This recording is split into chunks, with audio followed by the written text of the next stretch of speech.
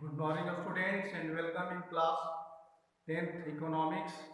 Today we are going to study about comparative study of different states and different countries, the development condition of different states and different countries. In this अर्थात हम लोग विभिन्न राज्यों और विभिन्न देशों के बीच में विकास विकास का तुलनात्मक अध्ययन करेंगे। तो विकास के तुलनात्मक अध्ययन करने के लिए हम लोगों को कुछ पॉइंट्स की आवश्यकता होगी, जिसके आधार पर हम लोग तुलना करेंगे। तो कंपैरिजन करने के लिए जो जो मेन पॉइंट्स हैं उसके बारे में हम लोग अध्ययन करते हैं, और आंकड़ों को हम किताब के अनुसार से लेंगे। टेक्स्ट बुक में जो आंकड़े दिए गए हैं, जो हमारे डाटा उपलब्ध हैं, तो सबसे पहले जिन जिन पॉइंट्स की जरूरत होगी उसमें सबसे पहला है फर्स्ट है पर कैपिटा इनकम, प्रति व्यक्ति आय। इसके बारे में हम लोगों ने ऑलरेडी अध्ययन कर रखा है कि प्रति व्यक्ति आय जो नेशनल इनकम होता है उस कंट्री का और उसकी टोटल पॉपुलेशन है, दोनों का रेशियो निकालते हैं। तो इसको एवरेज इनकम भी कहते हैं या औसत आय कहते हैं। उस देश के लोगों की औसत आय कितनी है इसके बारे में हम लोग अध्ययन करते हैं। तो जब पर कैपिटा इनकम यदि अधिक होगा, किसी देश की पर कैपिटा इनकम अधिक होगा, तो वह देश अधिक डेवलप माना जाएगा। कारण कि जब हमारी आय होगी तो हम उस इनकम को, उस आय को हम एजुकेशन, हेल्थ और फूड और विभिन्न प्रकार की चीज़ों में हम उसका उपयोग कर सकते हैं, जिससे हमारा लिविंग स्टैंडर्ड या life style will be improve. इसलिए पर कैपिटा इनकम जिस देश की अधिक होगी उसको हम अधिक डेवलप मानते हैं। दूसरा है infant mortality rate. Infant mortality rate क्या है? यदि किसी साल में 1000 बच्चे जन्म लिए, उसमें कितने बच्चों की मृत्यु होने की संभावना होती है। तो 1000 जीवित जन्म बच्चों में एक वर्ष के अंदर में जितने बच्चों की मृत्यु हो जाते हैं, तो life birth of 1000 and who is going to die, who is being die within 1 year is called infant mortality rate. तो इन्फेंट मोर्टेलिटी रेट यदि अधिक है, इसका तात्पर्य है कि स्वास्थ्य सेवाएं, भोजन और दूसरे प्रकार की चीजें उपलब्ध नहीं है। इसलिए जिसका इन्फेंट मोर्टेलिटी रेट अधिक होगा वह कंट्री, वह स्टेट डेवलप नहीं माना जाएगा। तो इसलिए इन्फेंट मोर्टेलिटी रेट जितना कम होगा, शिशु मृत्यु दर जितना कम होगा, उतना हम डेवलप माने जाएंगे। थर्ड है लिटरेसी रेट। लिटरेसी रेट है कि जो 7 ईयर से अधिक उम्र के बच्चे हैं या व्यक्ति है, उसमें से कितने लोग पढ़ना लिखना जानते हैं। तो बेसिक लिटरेसी रेट या जो सामान्य तौर पर जो हम लोग पढ़ने लिखने जानते हैं, तो उसको लिटरेट कहते हैं। लिटरेट होना जरूरी है, इसलिए यदि हम डेवलप होते जाएंगे, डेवलपमेंट की यह निशानी है कि जो डेवलप होते जाएगा तो उसका लिटरेसी रेट बढ़ता जाएगा। इसलिए लिटरेसी रेट एक फैक्टर है। उसके बाद है नेट अटेंडेंस रेशियो। जो बच्चे 14-15 वर्ष के हैं, उसमें से कितने बच्चे स्कूल जाते हैं, स्कूल में नामांकित हैं, तो उसको हम लोग मानते हैं। यदि अधिक मात्रा में स्कूल, कॉलेजेज, यूनिवर्सिटीज होंगे तो हमारे अधिक बच्चे कॉलेजेज वगैरह जाएंगे, इसलिए हम डेवलप माने जाएंगे। तो डेवलपमेंट या विकास की यह प्रक्रिया के अंतर्गत है कि नेट अटेंडेंस रेशियो बढ़ना चाहिए। तो नेट अटेंडेंस है कि जो 14-15 वर्ष से अधिक के बच्चे हैं, कितने बच्चे नामांकित हैं, कितने बच्चे स्कूल कॉलेज में इनरोल्ड हैं और कितने बच्चे स्कूल नहीं जा पाते, ये दोनों का रेशियो निकालते हैं। अब है लाइफ एक्सपेक्टेंसी इंडेक्स। जब यह हमारे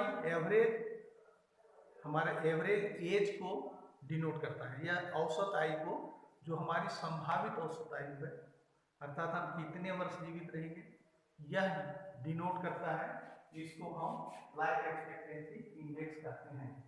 ठीक है, इसको शॉर्ट फॉर्म में LEI कह सकते हैं, लाइफ एक्सपेक्टेंसी इंडेक्स, LEI।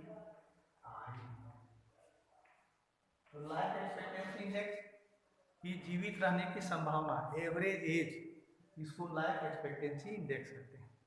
यदि हमें पौष्टिक भोजन, health facility, education facility and other standard living के लिए जो फैसिलिटीज की ज़रूरत है, यदि वह मिलता जाएगा तो हमारा लाइफ एक्सपेक्टेंसी इंडेक्स बढ़ता जाएगा। ये लाइफ एक्सपेक्टेंसी इंडेक्स है। और जो सबसे अंत में है वह है ह्यूमन डेवलपमेंट इंडेक्स। हम विभिन्न देशों के लोगों का विकास हुआ है उसको अध्ययन करते हैं, इसको ह्यूमन डेवलपमेंट इंडेक्स कहते हैं। या मोटे तौर पर per capita income, infant mortality rate, life expectancy index और लिटरेसी रेट इत्यादि के आधार पर बनाए जाते हैं। तो ह्यूमन डेवलपमेंट इंडेक्स है तो कौन देश सबसे ज़्यादा डेवलप है वो उसका HDI 1 होगा। उसके बाद जो कम डेवलप है उसका 2, 3, इस तरह से हम लोग 188 कंट्रीज का कंपैरिजन करते हैं। तो अब आंकड़े के अनुसार से चलते हैं। आंकड़े में हमारे जो टेक्स्ट बुक में है वह आंकड़े दिया गया है कि हरियाणा है, केरल है, बिहार है। इसमें केरल सबसे अधिक डेवलप है क्योंकि यहाँ जो लिटरेसी रेट है वो करीब करीब 100% है, बुक के अनुसार 94% है। और शिशु मृत्यु दर अर्थात यदि 1000 बच्चे जन्म लेते हैं वहाँ केवल 12 बच्चों की मृत्यु होती है। और इस तरह से हम कह सकते हैं कि केरल अधिक डेवलप है, जबकि बिहार और हरियाणा में जो लिटरेसी रेट है वह कम है और जो शिशु मृत्यु दर है, इन्फेंट मोर्टेलिटी रेट अधिक है। इसलिए हम जब कंपैरेटिव स्टडी करेंगे तो केरल को सबसे ज़्यादा डेवलप स्टेट्स मानेंगे, उसके बाद हरियाणा को मानेंगे और तीसरा में जो है वह बिहार है इसमें। तो इस तरह से कंपैरेटिव स्टडी करते हैं। इसमें even per capita income Haryana का अधिक है, फिर भी केरल की तुलना में वह कम डेवलप है कारण कि वहाँ लिटरेसी रेट और कम है और इन्फेंट मोर्टेलिटी रेट अधिक है। इसी तरह से जब हम कंपैरेटिव स्टडी दूसरे देशों के साथ करते हैं, यहाँ हमारे पास श्रीलंका, इंडिया, म्यांमार, पाकिस्तान, नेपाल और बांग्लादेश है। इसमें जो ह्यूमन डेवलपमेंट इंडेक्स है वह श्रीलंका का 73 पोजीशन है, 73वां स्थान है, जबकि भारत का 131वां स्थान है, 131 है।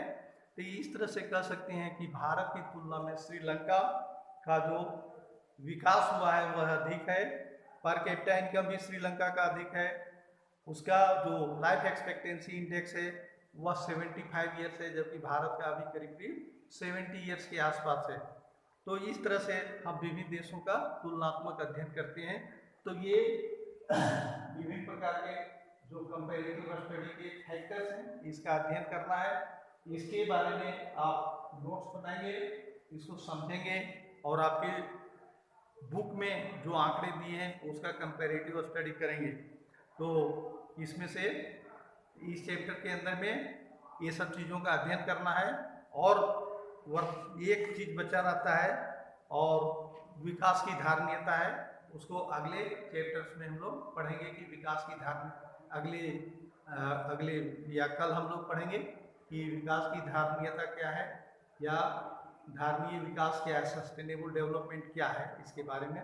तब तक इसको पढ़ें और इसके नोट्स बना लें, नोट्स को व्हाट्सएप पर अपलोड करें और धन्यवाद। क्या